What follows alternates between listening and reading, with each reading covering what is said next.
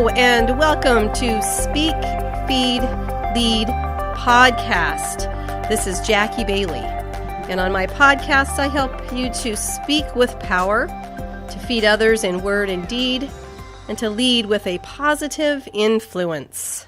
And today, I have with me a person I've known for about, 37, 38 years perhaps. Pretty well, pretty intimately, since he is my husband. He's here today to talk a little bit about his history with music and how that has influenced his life and how he has used his talent and skills in music to perhaps feed and influence the lives of others.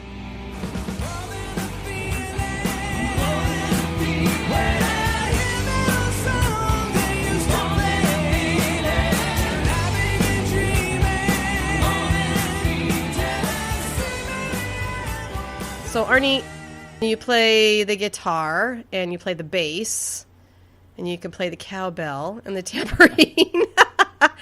Tell me about the first instrument you ever picked up. And well, first off, let's back up here a little bit. You said how did it influence me? I guess my question would be, how did it influence you, having your husband do all these weird things? Well, I didn't say anything about weird things. I don't think You this said audience. Influence. I don't think this audience wants to know about those weird things. So You said influence.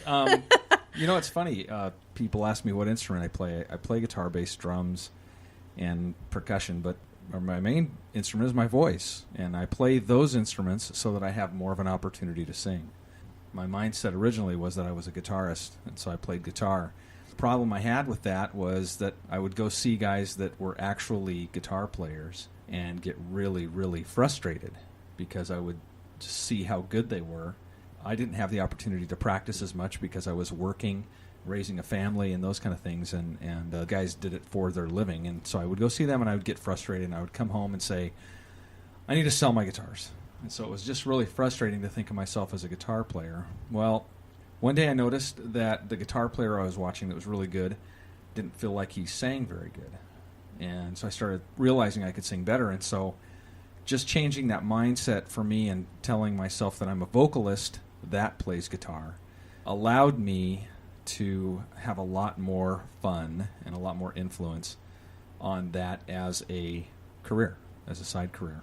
That changed things for me drastically. I wasn't doing anything different, just that mentality of switching over and telling myself that I'm a vocalist that plays bass, that I'm a vocalist that plays guitar, that I'm a vocalist that plays drums.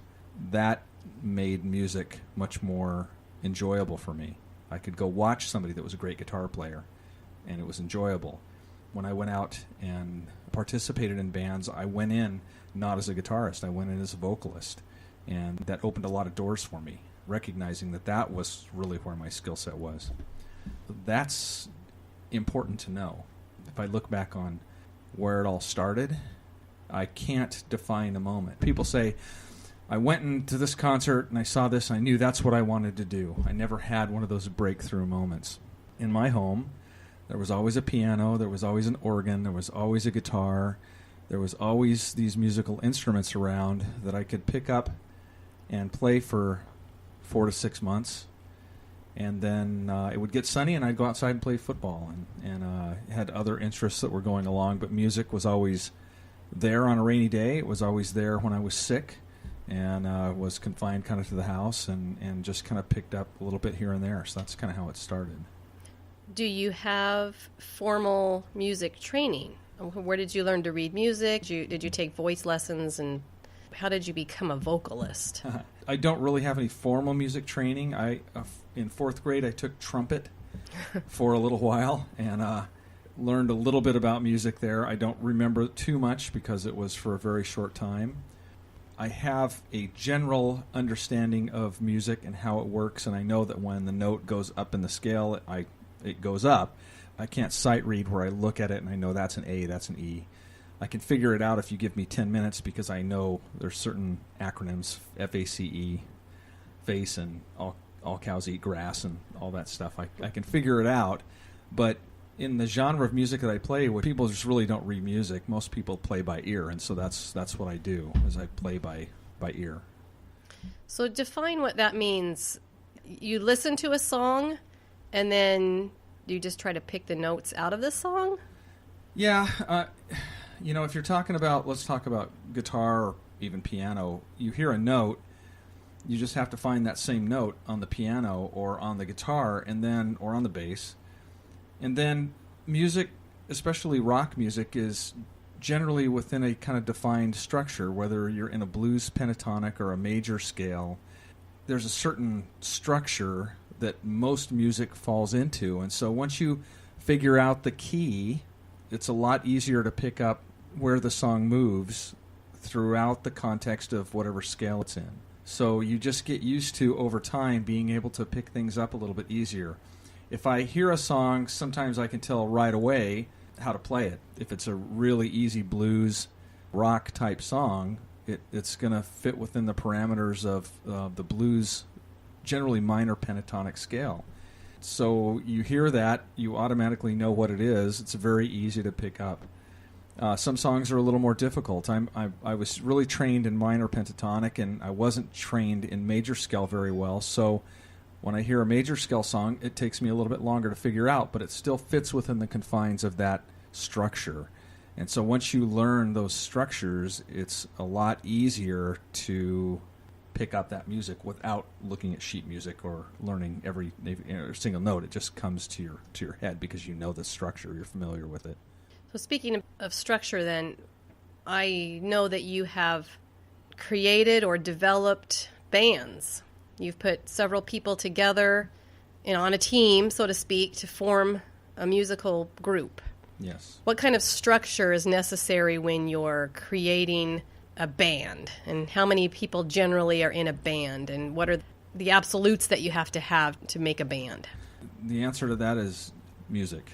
You could have a duet, a duo, or even a trio, and you take the simplest forms of that minor stuff and you say, well, that's, you got ZZ Top on one side, which is 3 guys, Rush, which is extremely complex, but it's still just 3 guys, and all the way up to bands like Chicago or Santana or Tower of Power that just has a lot of people in it.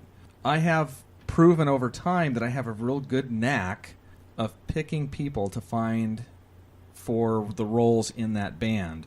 In my case, with being a kind of a cover artist or a tribute artist, the roadmap's kind of already there, and so it's easy when you look at doing a Styx tribute. There's 5 people in that band. You're going to need 5 people. So I haven't had to really worry about necessarily figuring out how many pieces I'm going to need because the map's already in place. If you do a Chicago tribute, you're going to need 8 or 9 people because there's just so many parts in that specific genre of music. In the musician world, there's all kinds of people that can play guitar. There's all kinds of people that can play bass. There's all kinds of people that can play drums. There's a lot of individual musicians out there. You not only have to find the right ability in each of those instruments, you also have to find the right personality. I look at that very heavily.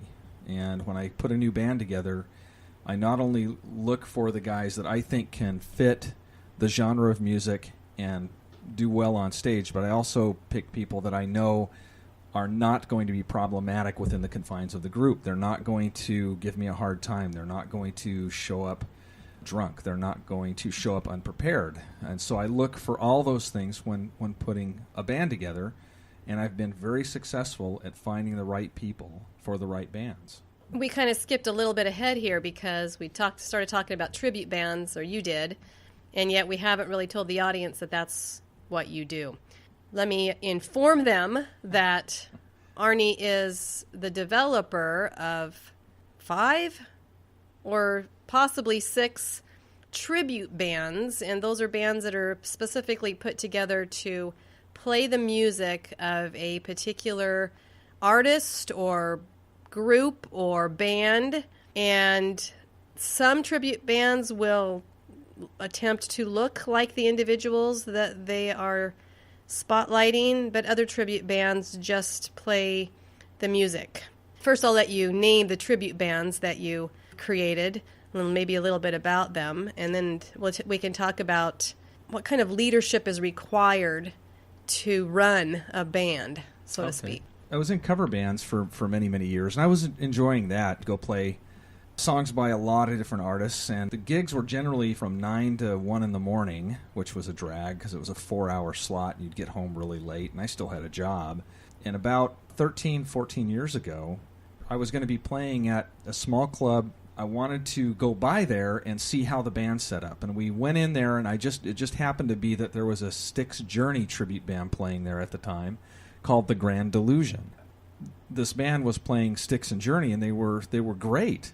I thought I could do the lead vocalist a little bit better. After we left there, for the next 3 days, I was trying to find more information about this band online, and I could not find it.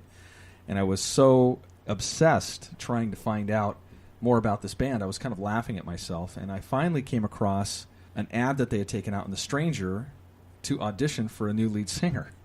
And so I kind of felt a little bit compelled because of how obsessed I was with this band to try out. And I called Craig Coleman, who was the leader of that band, and I said, I think I'm supposed to audition for you. And so I auditioned, and I started doing this Styx and Journey tribute.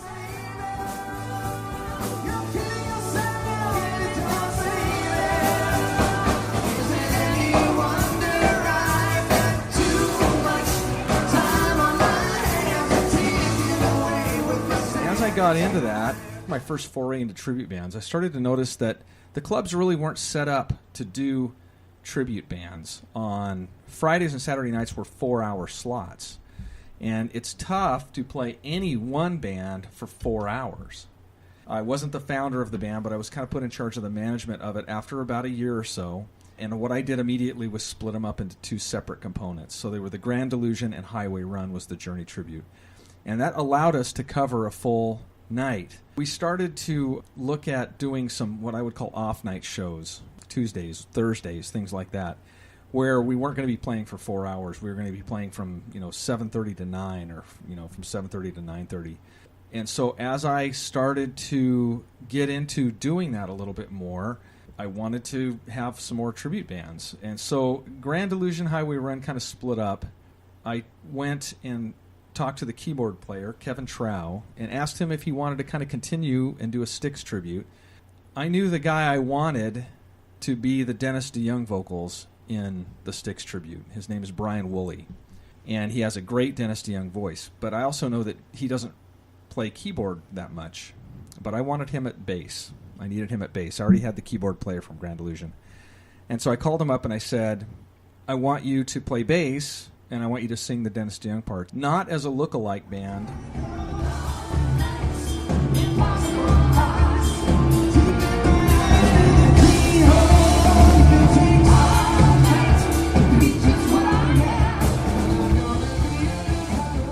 I did it with Brian because specifically his voice matched Dennis DeYoung.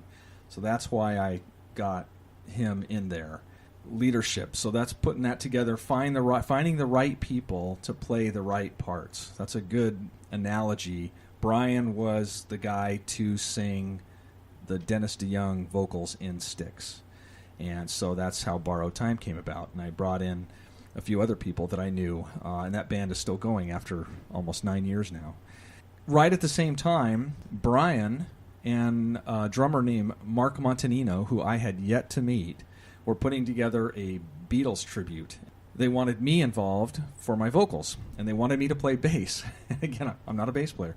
But we agreed, because there's so many Beatles tributes out there, that we didn't want to be lumped in with all the Beatles tributes, so we came up with the idea to do just Paul McCartney. So we did a Paul McCartney tribute called Wings and Things.